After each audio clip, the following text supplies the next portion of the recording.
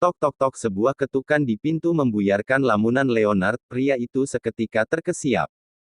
Ivan masuk sembari menyeret seorang ketua divisi di bagian gudang, di mana pria itu bertugas sebagai penanggung jawab keluar masuknya suplai barang produksi dan kesediaan bahan mentah.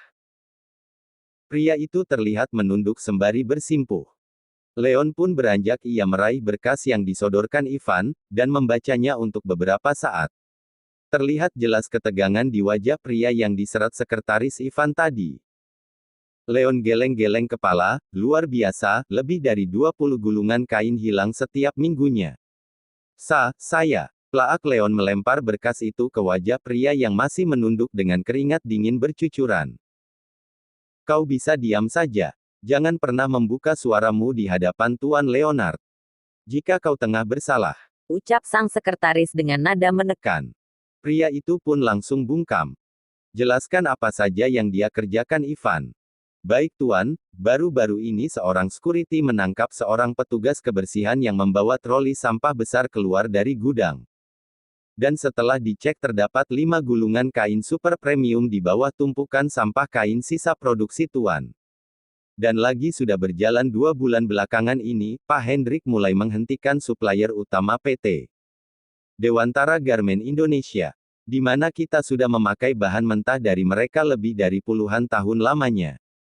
Dan mengganti dengan bahan berkualitas 5 tingkat di bawahnya, yang sudah pasti harganya lebih murah dari bahan sebelumnya. Namun catatan yang masuk malah justru data keluarnya uang jauh lebih tinggi.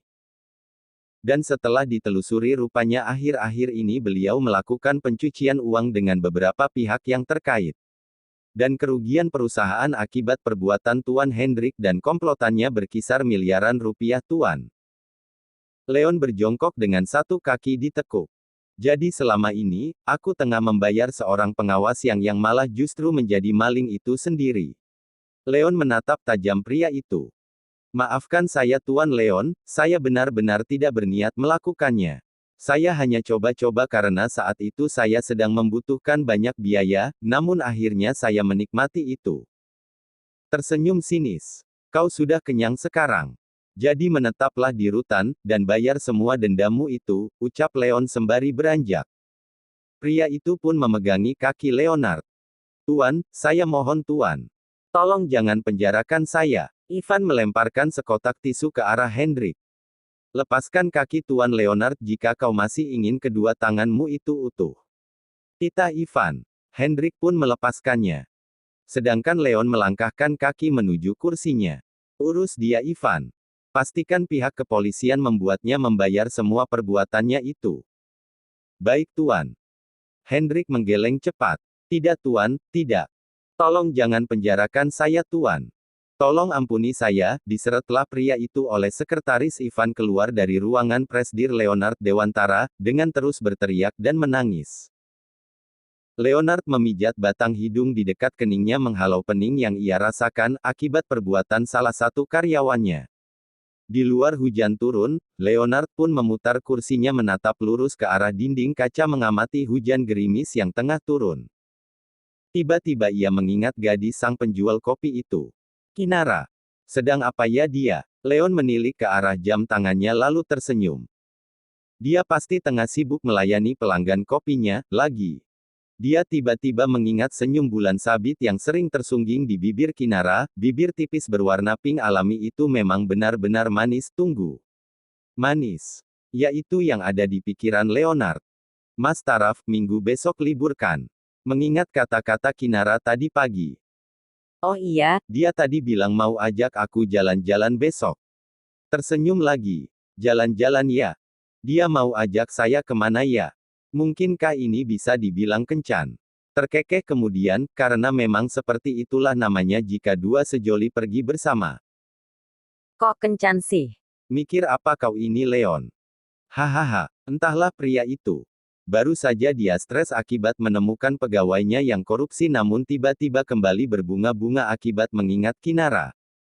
Sepertinya wajah itu mengandung sihir, sehingga sekilas keraguan yang muncul dalam benaknya seolah perlahan-lahan terkikis menjadi sebuah penasaran dalam hatinya. Ia ingin tahu, apa Kinara mampu membuatnya jatuh cinta. Di beberapa menit kemudian, Sudah rampung dengan urusan Hendrik, Ivan kembali menemui tuannya. Dan mendapati Leonard tengah duduk menyandar sembari memejamkan mata dengan bibir tersungging senang.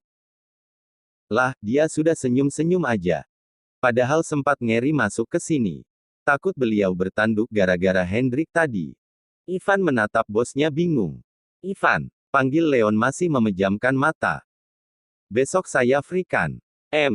Sebenarnya besok ada acara bersama Tuan Dirga di Pulau Seribu. Namun jika Tuan ingin saya menolaknya boleh kok. Tolak saja, potong Leon cepat, ia tidak ingin berpikir panjang lagi. Apa? Ditolak beneran. Tuan Dirga kan salah satu kolega beliau yang paling sering ia sanggupi jika ingin menghabiskan waktu akhir pekan dengannya. Anda yakin Tuan? Ivan memastikan, karena tuannya ini mudah sekali berubah pikiran. Yakin, aku akan pergi dengan Kinara besok. Kinara, maksudnya sekretaris Ivan itu bertanya, siapa itu Kinara? Kau lupa ya aku sudah beristri. Sekretaris Ivan diam saja, sekilas bibirnya membulat. Mungkin dia berkata dalam hati, oh istrinya namanya Kinara. Hahaha, baru tahu ya Ivan. Dan terlihat dari rona wajahnya yang memerah saat menyebut jalan-jalan dengan Kinara sudah membuktikan kalau bosnya itu benar-benar menganggap wanita kelas rendahan itu adalah istrinya.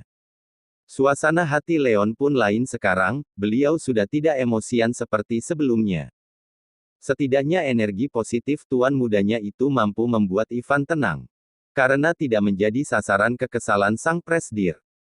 Leon menghela nafas. Hei, kau tahu tidak? Style kau menengah ke bawah itu seperti apa? Bertanya sembari memainkan ujung dasinya. Tanpa melihat ke arah Ivan. Style menengah ke bawah.